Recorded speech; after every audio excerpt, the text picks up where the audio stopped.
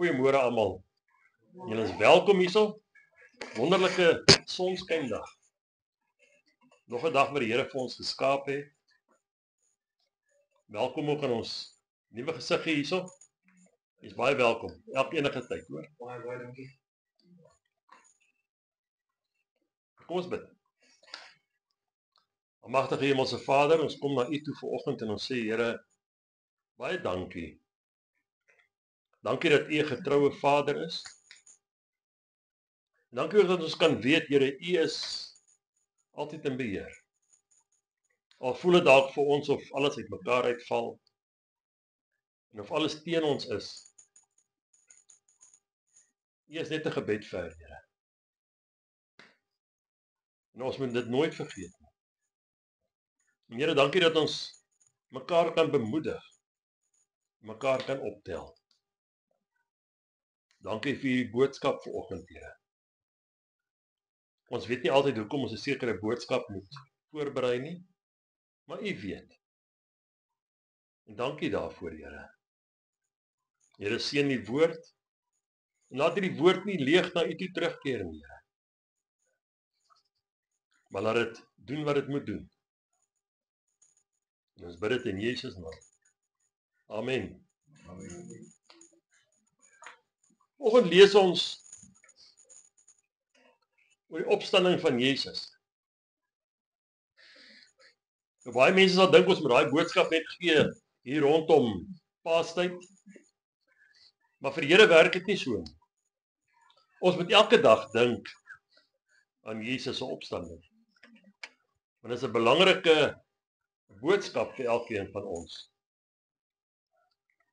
Dus ons weet Jesus het vir ons gesterwe met al ons sonde, al ons moeilikheid in ons lewe en hy het dit op hom geneem sodat ons nie nodig het om dit elke dag saam met ons te dra nie. En ons lees uit Johannes 20. Nou gaan nie die hele hoofstuk lees nie, is bietjie lank. Dan gaan ons môre nog steeds hier besig wees.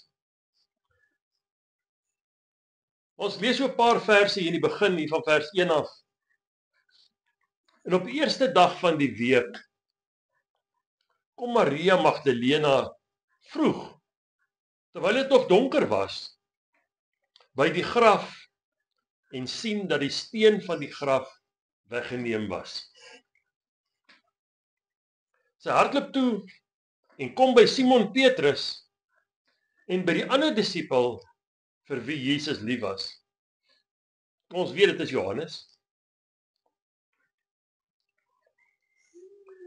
En sê vir hulle het die Here uit die graf weggeneem en ons weet nie waar hulle hom neergelê het nie.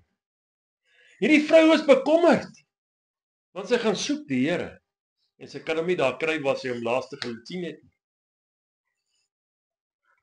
Nou sien ons hierdie twee manne hardloop hier na die graf toe. Maar Johannes is so kort en voor ou Petrus, want hy is baie jonger as Petrus, hè. Ek gaan 'n bietjie vinniger hardloop nog. En hulle kom daar by die graf. En Johannes buig net so en hy kyk in. Nou ek dink dit gaan maar oor. Hy wil nie in 'n graf ingaan nie. Daai stigma wat klou aan 'n dooie, né? Maar ou Petrus, kyk ons weet ou Petrus is baie voorbarig. Nou het hy pyn nie, hoor. Ek toe hy vir Jesus op die water sien loop, toe wil hy dit ook doen. Petrus, man van aksie, weet hy neem 'n aksie, klaar. En hy stap sommer in die graf in. En daar binne kry hy met sy observasie nou, sien hy. Daar lê die doeke wat om die lyf was. Maar daar een kant opgerol. Een wat om die kop was. En eers toe kry Johannes die moed om maar by die graf in te kom. En hy stap in en hy glo. Wat hy sien, laat hom glo. Al het hulle nog nie verstaan volgens die Bybel, hulle het nog nie die skrif verstaan dat hy uit die dode moes opstaan nie, maar hulle weet, hy's weg. Maar ook draai die manne op, nou gaan hulle terug huis. Hulle het dit klaar gesien. Maar nie Maria nie. Sy soek nog steeds die Here. En sy het by die graf gestaan en huil. As jy so in die graf inkyk, sien sy twee engele. Een hier aan die voetenend en die ander naby sy kop was. En hulle sê vir haar vrou, waarom ween jy?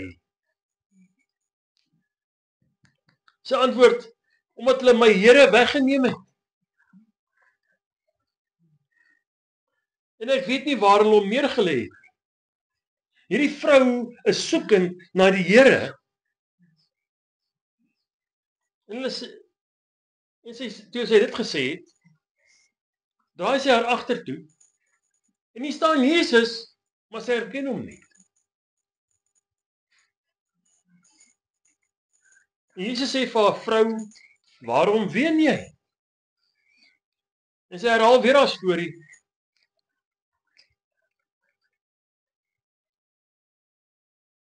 Wie soek jy? Sy het gedink dat hy die tuinier was en antwoord hom, meneer, as u hom weggedra het, sê vir my waar jy hom neergelê het en ek sal hom wegneem. Sy is besorg oor Jesus, al weet sy het gesterf. Sy is nog steeds besorg oor hom. Nou ons weet hierdie Maria Magdalena, Jesus het 'n klomp duiwels daar uitgedryf. So hierdie vrou het ware genesing ontvang van Jesus af.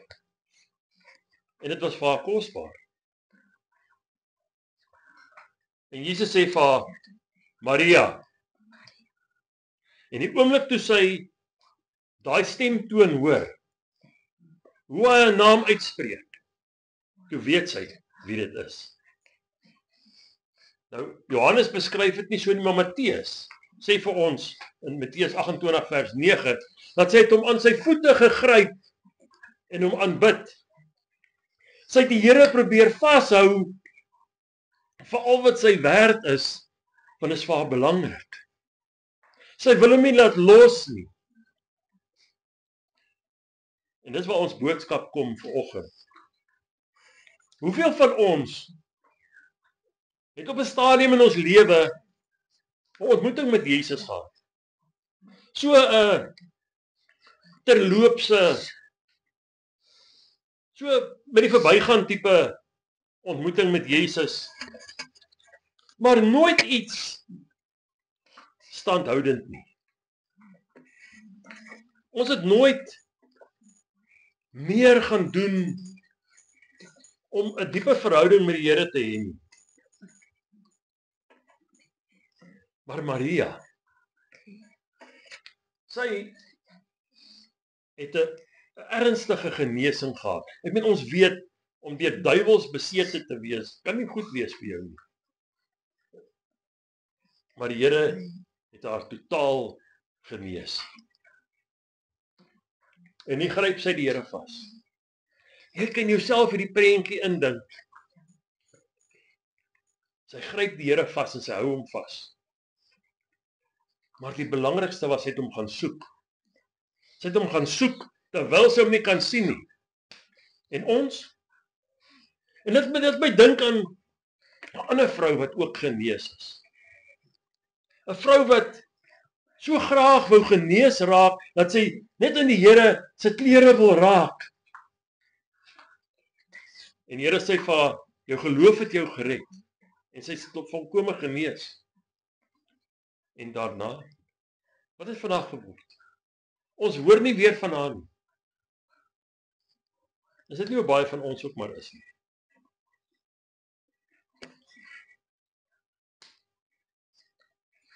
Maar die Here is genadig.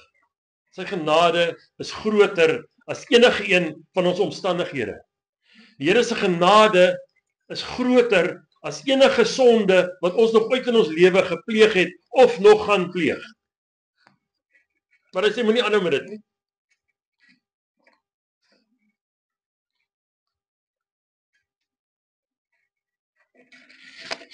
Het ons ook al hierdie intense ontmoeting met Jesus gehad, soos Maria? En as ons het, wat het ons omtrent gedoen? Maar hierdie hele gedeelte laat my dink aan 'n gelykenis wat Jesus vertel het van die saaiër. En ons lees dit, as daar Lukas 8 gaan lees, dan praat hy van saad wat op verskillende plekke geval het. die een klomp saad het daar langs die pad geval. En hy verduidelik vir ons, dit is mense wat die woord gehoor het, maar het nie heeltemal geglo het nie. En die duiwel kom, en hy kom steel hy woord uit hulle harte uit. Dan kyk hy's 'n dief, en 'n skelm. Hy's 'n moordenaar. En dit gebeur met baie mense in ons tyd, hulle hoor iewers die woord, miskien as 'n jong kind, en hy dalk deur die hele ritueel van Sondagskool en al daai goed gegaan, maar hy het nooit die woord vasgemaak in sy hart nie. Of hy dalk eendag daar in 'n kerk gestaan, en die prediker het 'n klomp mense daar vorentoe geroep en gesê, wie wil gered word? Nou weet jy mos hoe lyk dit. So 3/4 van die kerk storm aan die kansel toe, en dan sê hulle skielik hier 'n gebedjie op, en dan vertel hy vir hulle, julle is nou gered. Wonder hoe werk dit? Want hulle stap daar uit, en hulle ontvang, of hulle ondergaan geen verandering in hulle lewe nie. En ons moet tog verander. Die Here wil nie ons met dieselfde bly in ons sondige toestand nie. Hy wil hê ons moet 'n nuwe skepsel raak, soos wat hy vir ons bepaal het, reg aan die begin. Ons moet weer na daai beeld van Vader, wat ons geskep het, toe hy vir Adam en Eva gesê het, en hy gesê ons skep hulle na ons beeld. Ons moet weer na daai beeld wees. 'n Heilige beeld. 'n aan God toegewyde beeld. Dan is daar die ander mense, daai saad wat daar op die rotse geval het. Hulle hoor die woord met baie blydskap. Maar daar's geen wortel nie. Hulle het nie 'n bietjie diepte in hulle nie. Hulle glo net so vir 'n kort rukkie. En dan wanneer die versoekings kom, en die lewe ons 'n bietjie mishandel, dan val alles weg. Baie van ons is op daai pad gewees, ek self. Ons loop 'n pad wat nie mooi is nie. Maar weet jy wat? Die Here het 'n plan met elkeen van ons se lewe. Ongeag. En dan is daar die saad wat tussen die dorings geval het. Dis mense wat die woord hoor, en hulle gaan daar weg, en hulle word oorval deur al die sorges van die lewe. En deur die rykdom van die lewe. En deur die plesier, en al hierdie lekker van die lewe, en die plantjie kwyn weg. Hy kan nie eens vrug dra nie. Want hy dorings verdring alles en vernietig alles. En ons weet, dis hoe die vyand met ons almal werk. Dis 'n daaglikse stryd teen die duiwel. Dit hou nie op nie. En dan is daar die goeie grond. En dit is waar ons almal graag wil wees. En dit is wie ons almal graag wil wees. Daai goeie grond, waar die Here se woord in ons inkom. En ons het hierdie blydskap in ons. En ons laat hierdie woord groei in ons. En ons begin die vrug van die bekering dra. En ons kan vir ander mense met blydskap vertel, wie is ons Here? En ons hoef dit baie keer nie eens te vertel nie. Ons hoef net by 'n plek in te stap. Dan weet die mense, wie is ons? En wie woon in ons? As ons daai vrug begin dra, manne, dan is ons op die regte plek, hoor. Maar ons moet waak. Want ons teestander, die duiwel, jy loop rond as 'n brullende leeu, hoor. Hy gaan vir jou kom soek. Hy hou nie van waarmee jy besig is. Maar hierdie Maria wys vir my nog iets anders. Sy het hierdie honger, hierdie dors na die teenwoordigheid van Jesus. Sy het hom ook maar net so gesoek en toe opgegee nie. Nee. Sy het hom gesoek totdat sy hom gevind het. En toe sy hom vind, toe aanbid sy vir hom. En ons sien Jesus stuur haar daar weg om die goeie nuus van sy opstanding met die disippels te gaan deel. Maria word nog 'n vrou wat Jesus gestuur het om die goeie nuus te gaan verkondig. Die vorige een was die vrou by die put. Daai vrou in Samaria. In Samaria. Maar die word Maria gestuur en sy gaan na die disippels toe. En sy sê vir hulle, Jesus het opgestaan. Maar hy sê vir my, hy gaan opvaar na sy Vader en ons almal se Vader toe en na sy God toe en na ons almal se God toe. Wow! Ons God. Nie sommer net 'n God nie, ons God. Die skepper van die hemel en die aarde, die een wat so lief is vir ons, dat hy sy eie seun gestuur het om te sterf vir ons.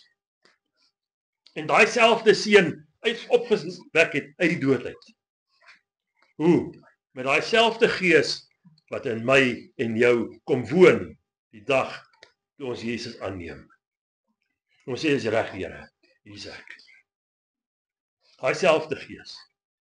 Het ons al daaraan gedink, dat daai selfde gees woon hier binne in ons.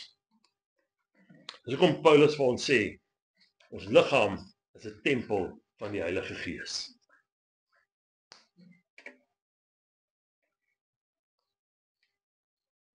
So gebruik Jesus weer eens vrouens. In ons tyd hoor ons so baie, vrouens mag nie preek nie.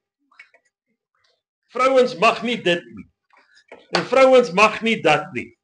Maar nou op met julle stories. As Jesus 'n vrou kon gebruik vir dit, wie is ons as mens om te sê 'n vrou mag nie?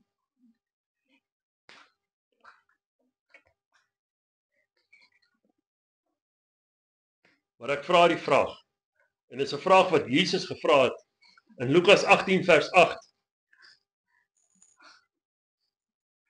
Gaan Jesus geloof vind met sy wederkoms? Wanneer Jesus weer kom op die wolke, gaan hy geloof vind hier op aarde? Hier op aarde. Gaan ons hom ook aanhoudend soek, soos Maria? Of gaan ons maar so net vir 'n oomblik 'n bietjie dink aan die Here elke oggend? Ja, daar is die Here. Ek is so besig, ek het nie nou tyd nie. Maar ons verwag 'n wonderwerk van die Here af in ons lewe.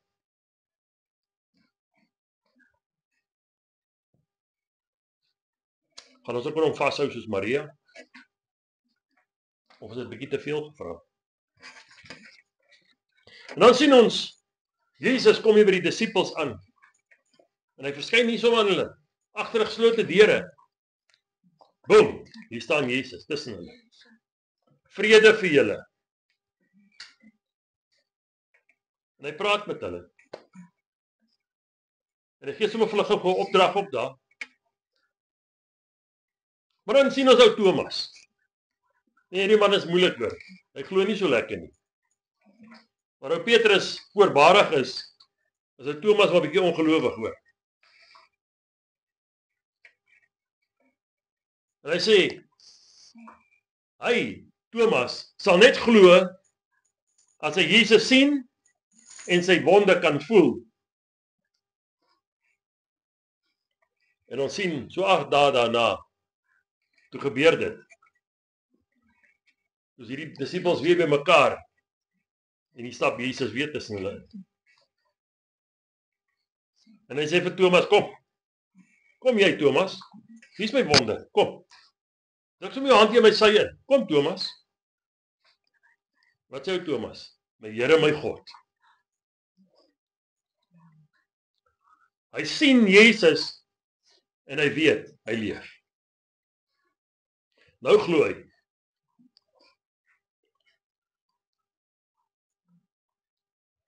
Jesus sê verder vir hulle, geseënd is die wat glo, al het hulle nie gesien nie. Geseënd is die wat glo, al het hulle nie gesien nie. Dis ons. Ons wat nie vir Jesus hier sien rondloop nie. Ons wat nie in dieselfde tyd as hy geleef het nie. Geseënd is ons wanneer ons glo.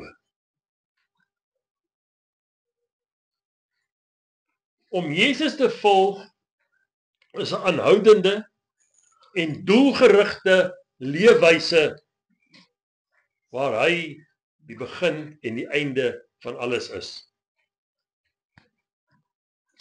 Jesus sê vir ons, die wat volhard tot die einde toe, sal gered word. Nie die ene wat net so halfpad gaan en dan word hy moeg nie. Dis soos om 'n wedloop te hardloop.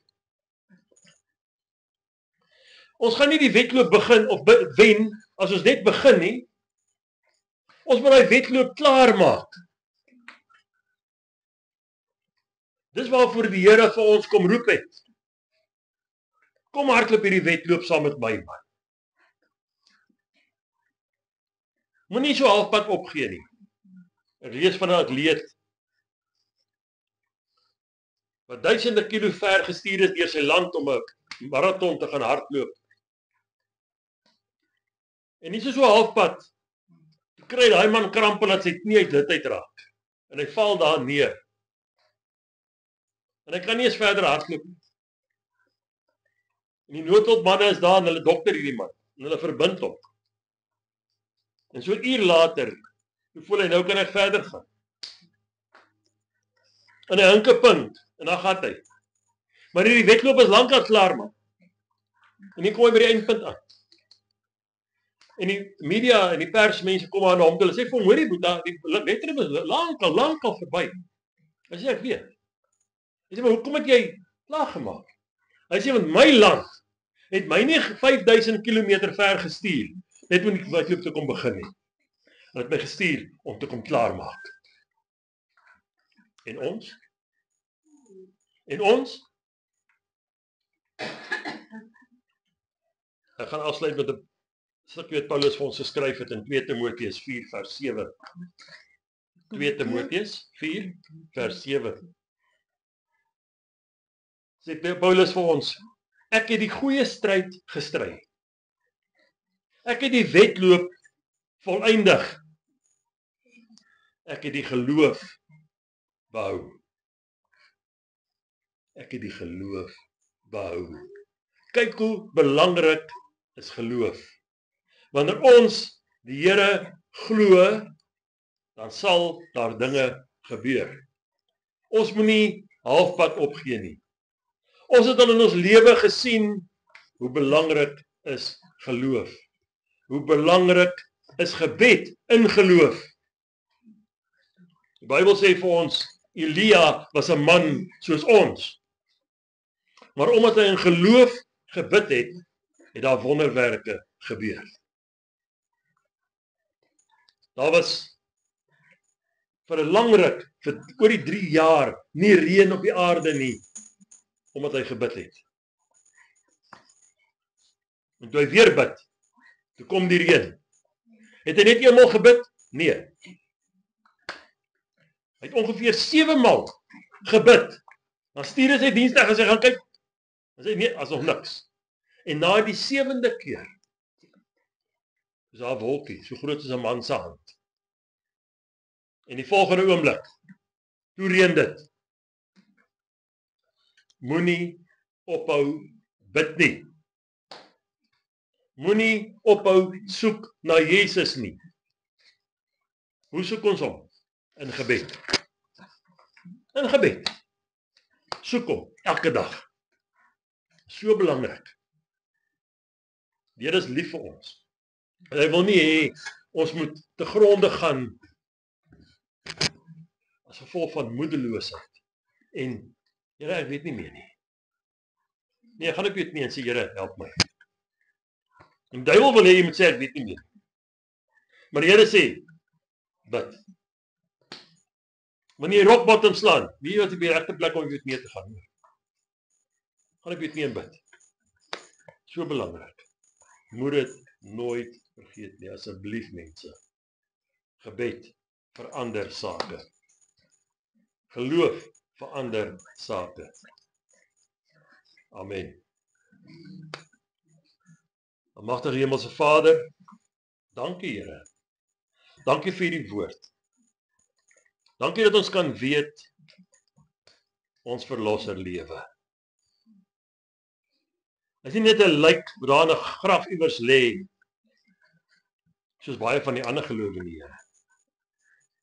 Maar ons aanbid 'n lewende God. Iemand wat sy lewe afgelê het vir ons. En daarom, Here, is ons so bly om u kinders te kan wees. Daarom is ons so dankbaar, Here, vir die offer wat u vir ons gemaak het. Dankie, Here. Ons kan net sê dankie. Dit is u genade onbeskryflik groot, Here. Ons het nie woorde om te beskryf hoe groot u is nie. Dankie daarvoor, Here. Gaan saam met ons deur hierdie week. En laat ons nie vergeet aan wie ons moet vashou nie. Laat ons nie vergeet om te bid nie. En dankie daarvoor, Here. Ons bid dit in Jesus naam. Amen. Baie geseën vir julle.